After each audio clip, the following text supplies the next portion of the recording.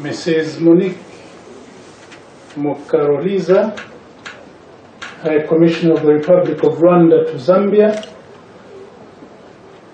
Your Excellencies, Ambassadors and High Commissioners accredited to Zambia, senior government officials, distinguished guests, ladies and gentlemen. It is with a profound sense of humility and honor that I stand before you on this solemn occasion commemorating the 24th anniversary of the unforgettable 1994 Rwandan genocide. As Zambia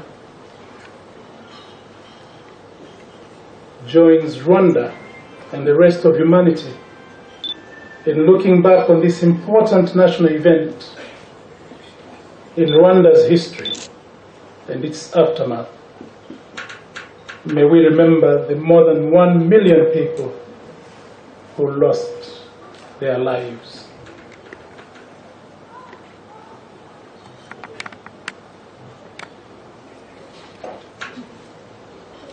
We honor the survivors whose resilience and incredible inner strength continue to inspire all of us today. We recognize and share their pain and the struggles that they continue to face. 24 years on, we have seen how the land of 1,000 hills has emerged from a horrific past and observed the remarkable progress that has been made towards development and especially reconciliation. We acknowledge the way in which our brothers and sisters in Rwanda have sought to heal the past and painful wounds, despite the challenging road to reconciliation and healing. I must note, with a high sense of admiration, that Rwanda's socio-economic transformation and development continues to inspire us and is a source of pride for the African continent, if not the entire developing world. We therefore applaud your tenacity, your resilience, and your resolve in building a better future for Rwanda, in which all citizens are equal. However, should we have gone through those 100 days to be where we are today? Did mankind have to suffer such a great loss to bring Rwanda where she is today? Couldn't all this have still been achieved without having to lose so many children of our continent? Your Excellency, while this solemn event stirs within each and every individual an appreciation for life, it is also a painful reminder of the failure by the international community to intervene in Rwanda in the face of that human suffering.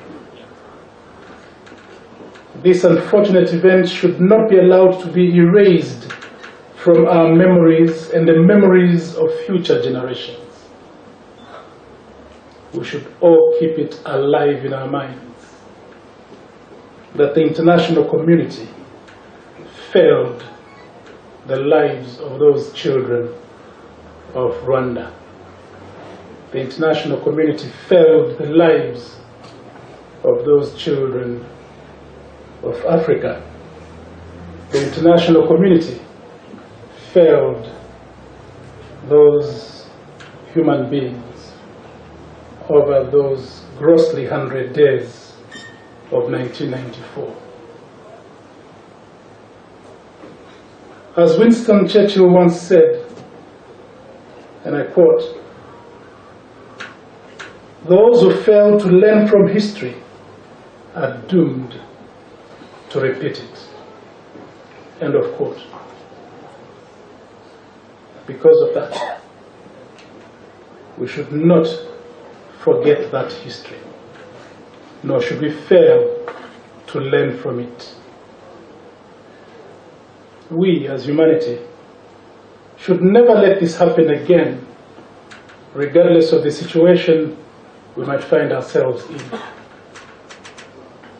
The international community has a moral obligation to prevent such heinous acts from happening, as well as to protect populations from any kind of crime, including genocide, war crimes, and crimes against humanity. We as humanity have a responsibility to recognize it, respond quickly, and to prevent such atrocities from being committed. Your Excellency, or other excellencies, my fellow compatriots, ladies and gentlemen, I wish to reaffirm Zambia's commitment to stand side by side with our dear brothers and sisters of Rwanda and the international community in our resolve to prevent and combat genocide ideologies, mass atrocities, hate crimes on the African continent and throughout the world. I also wish to reaffirm my government's commitment to further consolidate the relations Zambia shares with Rwanda in an effort to address the needs and aspirations of our two peoples.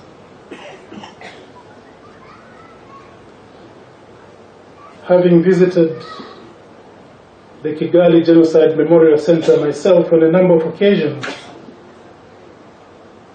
and having followed the events leading to the atrocities of those 100 days in Rwanda in 1994, seeing pictures of the brutalities that were caused, reading the stories of our sister was so heartless to take away the life of another sister. Reading how brother pulled out in cold blood hearts of others.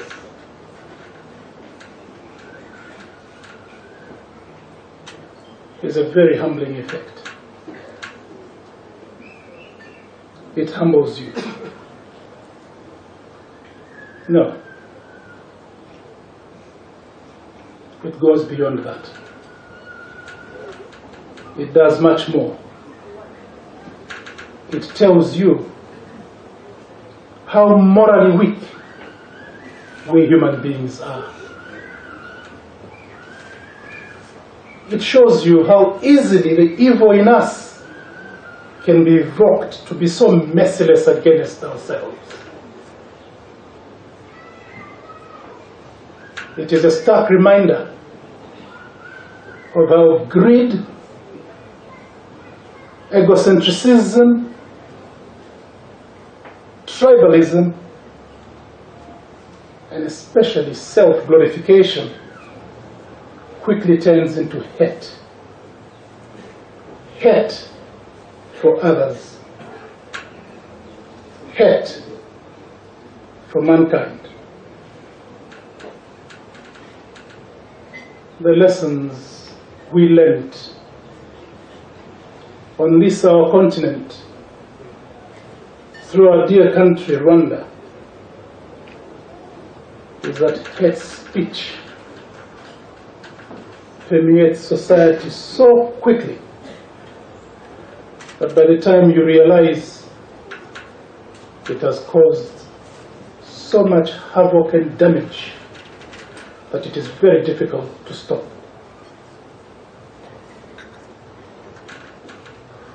This is also a reminder of how abuse of mass communication tools, how abuse of instruments that are meant to foster development can be turned against humanity, can be turned against mankind.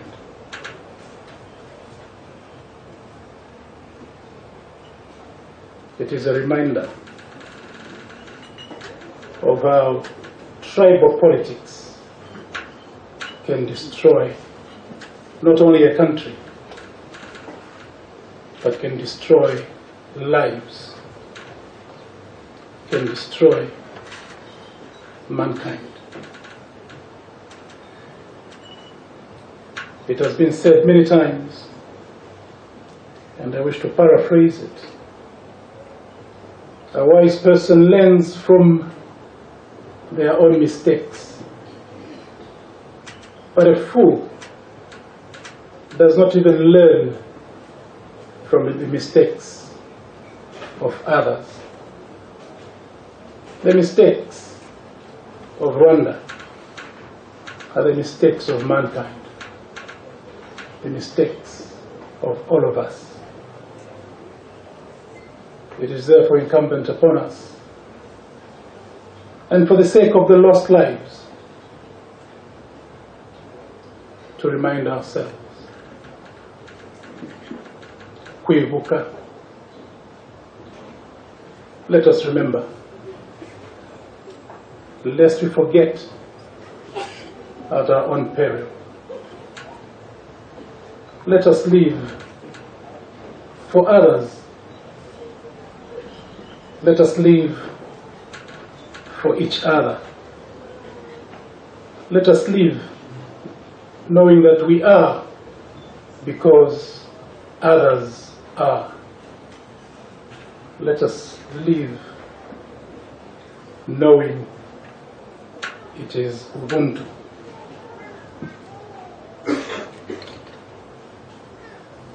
As I conclude, and having spoken about Ubuntu, I would like to echo the words of one very famous son of Africa, the former president of South Africa, Dr. Nelson Mandela, who said, and I quote, "True reconciliation does not consist in merely forgetting the past." End of quote. Indeed, true reconciliation and healing comes from acknowledging the painful past, learning, like I said earlier, from our failures, and accepting, like I said earlier, our responsibilities. We, the international community, have acknowledged our failures in Rwanda, and we need to continue working together in order to ensure that genocide never happens again. As we walk side by side with Rwanda on this journey of healing, as we walk side by side with ourselves as an international community, for the failures of our past, I wish to remind you that today, more than ever before, we have an opportunity to work together to ensure that we combat any form of intolerance and extreme and violent extremism. May the good Lord keep the souls of the Rwandese who died for their country those 24 years ago. May the good Lord bless Rwanda. May God bless Africa. May God bless mankind. May His grace continue to remind us that we have a duty to one another. May God bless all of you for commemorating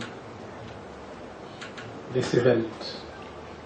And may this event move you to be a better citizen of the world. God bless you.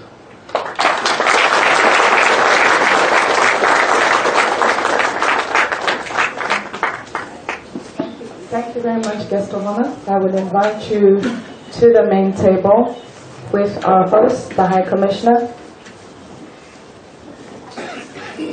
As we symbolize the commemoration of today's occasion, the light will be lit, and all our lights by our tables will also be lit. Madam Guest of Honor, Madam High Commissioner, Guest of Honor, sir.